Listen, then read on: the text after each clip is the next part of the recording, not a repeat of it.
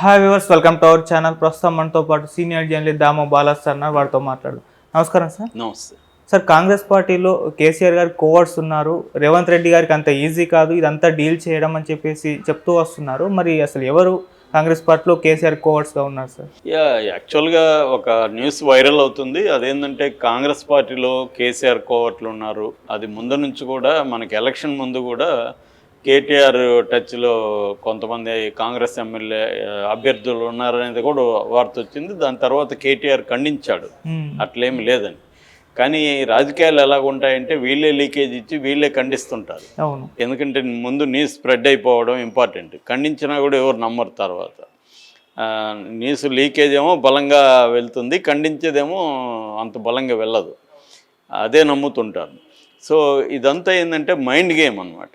రాజకీయాల్లో mind games అనేవి very important. అది అన్ని పార్టీలు చేస్తుంటారు. ఒక్కొక్కసారి ఒక్కొక్క పార్టీ మైండ్ గేమ్స్లో సక్సెస్ అవుతుంటుంది. మామూలుగా కేసీఆర్ సాధారణమైన వ్యక్తి కాదు. అతను మహామహులంతా కూడా సాధించలేని తెలంగాణని అతను సాధించగలిగాడు. కేవలం అతని స్ట్రాటజీస్తోనే, వ్యూహాలు, తర్వాత లాబింగు, వీటితోనే ఆయన సాధించాడు. ఎక్కడా రక్తపాతం లేదేమీ లేదు. అప్పటి దానికోసం ప్రపంచవ్యాప్తంగా ఇలాంటి ఉద్యమాలంతా కూడా ఆయన స్టడీ చేశాడు.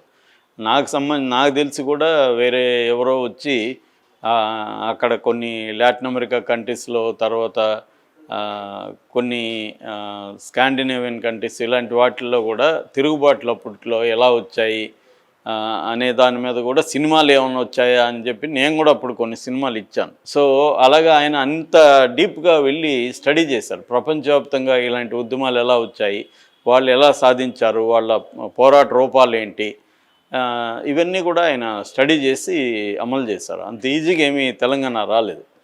కాబట్టి అలాంటి వ్యక్తి వాళ్ళ 2 టర్మ్స్ పరిపాలించిన తర్వాత సైలెంట్గా తోక ముడుచుకొని కూర్చునే వ్యక్తి అయితే కాదు. చాలామంది అనుకుంటున్నారు ఆయన ఫామ్ హౌస్కి వెళ్ళిపోయాడు.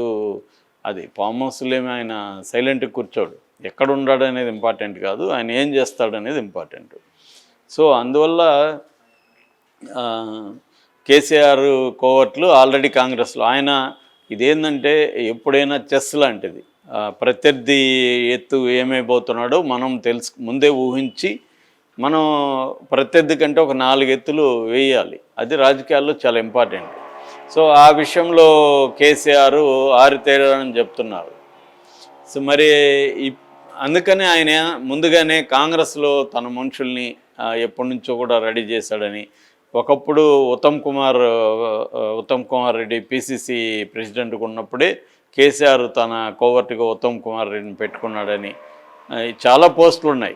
ఉత్తమ్ కుమార్ రెడ్డి కోవర్ట్ అనేది ఇప్పటికి కూడా పోస్టులు పడుతూనే ఉన్నాయి, ఎప్పటి నుంచో ఉన్నాయి. ఆయనకు కోవర్టా కాదని తెలియదు, కానీ పబ్లిక్లో మాత్రం ఆయన కోవర్ట్ అని నమ్మే వాళ్ళ శాతం ఎక్కువ ఉంది. సో ఆయన కూడా దూకుడుగా కేసీఆర్ మీద వెళ్ళలేదు. అట్లాగే బట్టి విక్రమార్క కూడా ఈయన కోవర్టు ప్లస్ జగన్ కోవర్ట్ అనే ఒక ఊహాగానాలు కూడా ఉన్నాయి. ఎందుకంటే కేసీఆర్ మీద దూకుడుగా మన తెలంగాణలో ఎవరు వెళితే వాళ్ళు లీడర్స్గా ఎదిగారు. మనకు బండి సంజయ్ని తీసుకోండి. బండి సంజయ్ ఎందుకు స్టేట్ వైడ్ లీడర్గా ఎదిగాడు బీజేపీలో అంటే కేసీఆర్ మీద చాలా దూకుడుగా, కేసీఆర్ కుటుంబం మీద చాలా దూకుడుగా వెళ్ళాడు.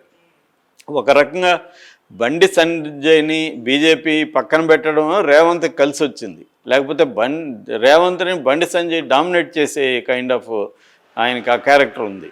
ఎందుకంటే దూకుడికి వెళ్ళడం, అరెస్టులకు సిద్ధంగా అవ్వడం, చాలా రాడికల్గా అంటే డ్రాస్టిక్ స్టేట్మెంట్లు ఇవ్వడం, అవన్నీ బండి సంజయ్ చేశాడు. అందుకని ఆయనకి బీజేపీకి ఊపు తేవడం కూడా బండి సంజయ్ వల్లే, లేకపోతే అంత ఊపు వచ్చేది కాదు. సో అలాంటి బండి సంజయ్ని పక్కన పెట్టేశారు వీళ్ళు బీజేపీ వాళ్ళు. వాళ్ళకుండే వ్యూహాలు వాళ్ళకు ఉన్నాయి. సో దానివల్ల ఏం జరిగిందంటే రేవంత్ రెడ్డికి ఆ ప్లేస్ దొరికింది. ఆల్రెడీ రేవంత్ రెడ్డి కూడా అగ్రెసివ్గా ఉండే వ్యక్తే. ఇంకొక రైవల్గా ఈయన ఉన్నాడు బండి సంజయ్. అంటే యాంటీ ఇన్కంబెన్సీని వీళ్ళిద్దరూ షేర్ చేసుకున్నారు. ఎప్పుడైతే ఇతన్ని సైలెంట్ చేశారో, పక్కకు పెట్టారో బీజేపీ వాళ్ళు, ఆ స్పేస్ కూడా రేవంత్ రెడ్డికి అంది వచ్చింది. దాన్ని కూడా ఆయన జాగ్రత్తగా అందిపుచ్చుకొని ఆయన ఇంకా ఫోకస్డ్గా చేశాడు. దాంతో వీళ్ళ మొత్తం కేసీఆర్ అండ్ టీంకి అంతా కూడా రేవంత్ రెడ్డిని టార్గెట్ చేయాల్సిన అనివార్య పరిస్థితి ఏర్పడింది. దానివల్ల ఇంటర్న్ మళ్ళీ రేవంత్ రెడ్డి ఎలివేట్ అయిపోయాడు. సో ఎప్పుడైతే ఎలివేట్ అవుతున్నాడో మీడియా కూడా ఆయన్ని ఫోకస్ చేయాలని పరిస్థితి. మీడియా ఎప్పుడైనా ఆల్రెడీ ఎవరైనా ఫోకస్లోకి వస్తే వాళ్ళని మరిన్ని 4 లైట్లు వేస్తుంది మీడియా వాళ్ళ మీద. కానీ చీకట్లో ఉండేవాడి మీద మీడియా కూడా వేయదు. ముందే ఏదో ఒకటి చేసి వాళ్ళు ఒక ఫోకస్లోకి రావాలి. అది రేవంత్ రెడ్డి చేయగలిగాడు. చేయగలగడానికి ఆబ్జెక్టివ్ కండిషన్స్ బీజేపీ కేసీఆర్తో కలవడమే. దానివల్ల వాళ్ళు రేవంత్ రెడ్డి బండి సంజయ్ దూకుడుగా ఉన్నాడు కాబట్టి అతను కానీ కంటిన్యూ చేస్తే మనం అనుకున్న పర్పస్ నెరవేరదు.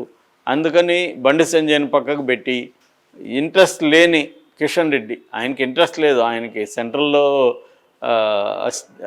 సహాయ మంత్రిగా ఉన్నాడు, అదే హ్యాపీగా ఉన్నాడు.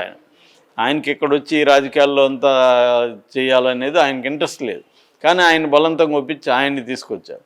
దానివల్ల ఏమైందంటే కేసీఆర్ మీద నెక్ టు నెక్ ఫైట్ చేసే ఒక లీడరు బీజేపీలో లేకుండా పోయారు. అది రేవంత్ రెడ్డికి ఒక అదృష్టంగా కలిసి వచ్చింది. ఎందుకంటే ఆ స్పేస్ ఉంది. అంటే కేసీఆర్కి యాంటీగా ఒక స్పేస్ ఉంది తెలంగాణలో, యాంటీ ఇన్కంబెన్సీ ఉంది. వ్యక్తిగతంగా కూడా కేటీఆర్ అంటే వ్యతిరేకత అనేక సెక్షన్ల పీపుల్లో పెరిగింది. అది నిజానికి 2018లోనే కేసీఆర్కి యాంటీగా ఉంది. కానీ అప్పుడు కాంగ్రెస్లో ఇంత బలంగా లేడు రేవంత్ రెడ్డి, కూడా బీజేపీ నుంచి కూడా అంత బలంగా యాంటీగా లేదు. దాంతో అతను ఏం చేశాడంటే జనరల్గా వ్యతిరేకత ఉన్నదాన్ని కూడా చంద్రబాబు అనే భూతాన్ని ఉపయోగించుకొని మనం ఓడిపోతే మళ్ళీ చంద్రబాబు చేతిలోకి వెళ్ళిపోతుంది, సీమాంధ్రులు మళ్ళీ పరిపాలిస్తారు అన్న ఒక భయాన్ని తెలంగాణ ప్రజల్లో ఆయన రేకెత్తించగలిగాడు. ఈసారి అటువంటి ఇది ఆయనకి చేత కాలేదు. కాకపోతే ఆయన ఏం చేశాడంటే ముందుగానే పసిగట్టి రేపు కాంగ్రెస్ ఒకవేళ అధికారంలోకి వస్తే మన మనుషులు అక్కడ ఉండాలని కొంతమందిని కోవర్ట్లుగా పెట్టుకున్నాడు అనేది చెబుతున్నారు. సో అలాగా జరిగినప్పుడు రేపు పొద్దున్న రేవంత్ రెడ్డి ఏ చిన్న మిస్టేక్ చేసినా వీళ్ళందరూ రెబల్ అయ్యే అవకాశాలు కనబడుతున్నాయి. అంటే ఒక రకంగా రేవంత్ రెడ్డి పాన్పు మీద పడుకున్నట్టు, ఎప్పుడు జాగ్రత్తగా లేకపోతే ఏ ముళ్ళు గుచ్చుకుంటుందో తెలియదు. అట్లాగే నిప్పులు కుంపటిలో ఉన్నట్టు అని కూడా చెప్తున్నారు. అంటే ఆయనకేది ఇది పూల పాన్పు అయితే కాదు సీఎం పోస్ట్ అనేది. ఎందుకంటే మెజారిటీ తక్కువ ఉంది, ఒక పక్క కేంద్రం కంట్రోల్ ఉంటుంది, ఒక పక్క వీళ్ళందరూ పొంచి ఉంటారు. ఎప్పుడు అతను ఆదమరిచి ఉన్నా లాగేసేదానికి. సో ఈ కాంటెక్స్ట్లో రేవంత్ రెడ్డికి ఇప్పుడు ఇంతవరకు ఆయన వచ్చిన దారి ఒక ఎత్తు అయితే, ఇప్పుడు ఆయన జర్నీ చేయబోయడం దీనంతా ఎలా డీల్ చేస్తాడనేది నిజంగా రేవంత్ రెడ్డి పర్సనాలిటీకి కానీ గ్రిట్కి కానీ క్యారెక్టర్కి కానీ ఇది ఒక లిట్మస్ టెస్ట్ అనమాట. దీంట్లో ఆయన సక్సెస్ అయితే ఆయనకి తిరుగుండదు. కానీ it's a very difficult thing. ఎందుకంటే కేసీఆర్ ఇప్పుడు కంప్లీట్ ఆయన ఫ్రీ మ్యాను, బోల్డ్ టైం ఉంటుంది స్ట్రాటజీలు వేయడానికి. రేవంత్కి అంత టైం ఉండదు. కాబట్టి రేవంత్ రెడ్డి ఖచ్చితంగా ఇది ఒక నిప్పులు కుంపటని చెప్పచ్చు. రెండోది ఏంటంటే రేవంత్ రెడ్డికి కానీ కాంగ్రెస్ ప్రభుత్వానికి కానీ ఉండే ఛాలెంజ్ వీళ్ళు ఇచ్చిన 6 గ్యారంటీలు. సో వీళ్ళు ఇచ్చిన 6 గ్యారంటీలు ఇతర పథకాల వల్ల దాదాపు 135 కోట్ల రూపాయలు పర్ ఇయర్కి అవసరం అవుతుందని చెప్తున్నారు. రెవెన్యూ ఏమో తెలంగాణలో 1.75 లక్షల కోట్లు, ఇదేమో అంతుంది.